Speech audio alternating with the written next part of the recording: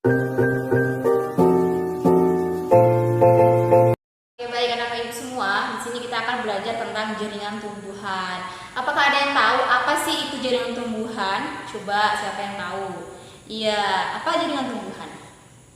Oke, benar, sip, mantap ya. Jaringan tumbuhan adalah sekumpulan beberapa sel yang memiliki fungsi dan bentuk yang sama. Oke, kita akan memasuki materinya, yaitu kita akan membahas tentang struktur dan fungsi jaringan tumbuhan. Oke. Nah, struktur dan fungsi jaringan tumbuhan ini yang pertama ada jaringan meristem. Nah, apa sih jaringan meristem gitu kan? Jaringan meristem adalah jaringan tumbuhan yang terdiri dari sel-sel yang dia selalu membelah atau tidak berdiferensiasi. Cirinya yaitu dia memiliki sel-sel yang bersifat aktif. Lalu ada juga dinding selnya yang tipis. Lalu selain itu dia juga mengandung banyak protoplasma. Lalu ada juga dia bentuk dan ukurannya itu dia sama dan dia juga memiliki rongga yang kecil.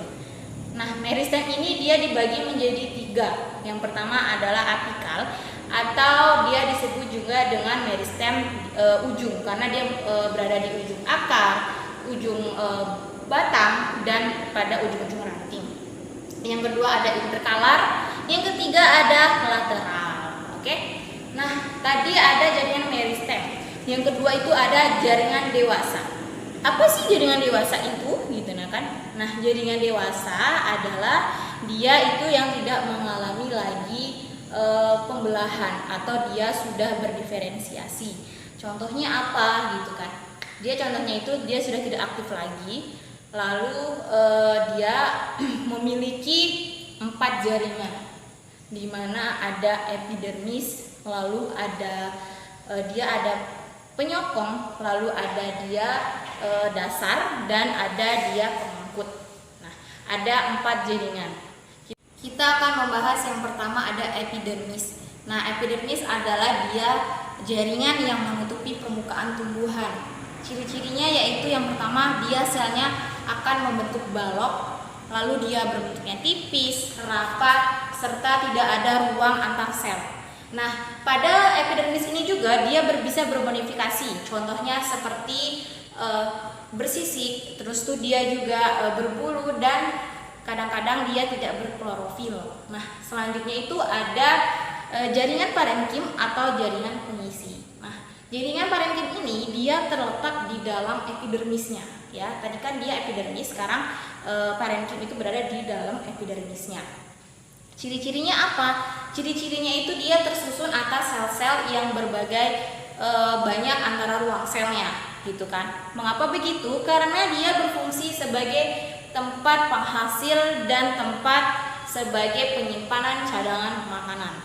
Lalu yang selanjutnya itu ada penyokong. Nah, jaringan penyokong ini dia itu terdiri dari kolenkim dan sklerenkim.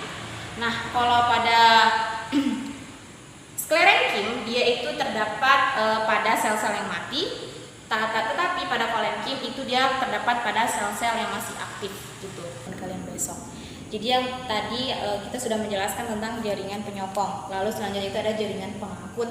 Di mana jaringan pengangkut itu ada xilem dan floem. Yang pertama itu xilem. Xilem itu dia berada di dalam, sedangkan floem itu berada di luar. Nah, xilem itu pengertiannya apa sih gitu kan? Xilem adalah dia sebagai pengangkut garam-garam dan mineral dari akar ke daun. Lalu floem itu dia mengangkut hasil fotosintesis ke seluruh tubuh tumbuhan. Jadi itulah materi tentang struktur dan fungsi jaringan. Ibu akan menanyakan pada kalian salah satu anak murid ibu, tadi apa pengertian jaringan meristem? Coba Siska, apa jaringan meristem? Oke, apakah ada yang menambahkan dari jawaban Siska? Iya, kamu siapa namanya? Sari. Nah, coba ditambahkan tadi apa pengertian dari jaringan meristem? Oke, benar. Beri tepuk tangan kepada teman-teman kalian yang sudah menjawab. Ya, itulah tadi jawabannya ya. Itu sudah benar. Nah, berarti anak-anak ibu ini sudah mengerti tentang struktur dan fungsi pada jaringan tumbuhan. Baik, besok kita akan bertemu lagi minggu depan. Kita masih membahas tentang jaringan tumbuhan, tetapi kita akan membahas tentang organ-organ pada jaringan tumbuhan. Oke, sudah mengerti? Jelas?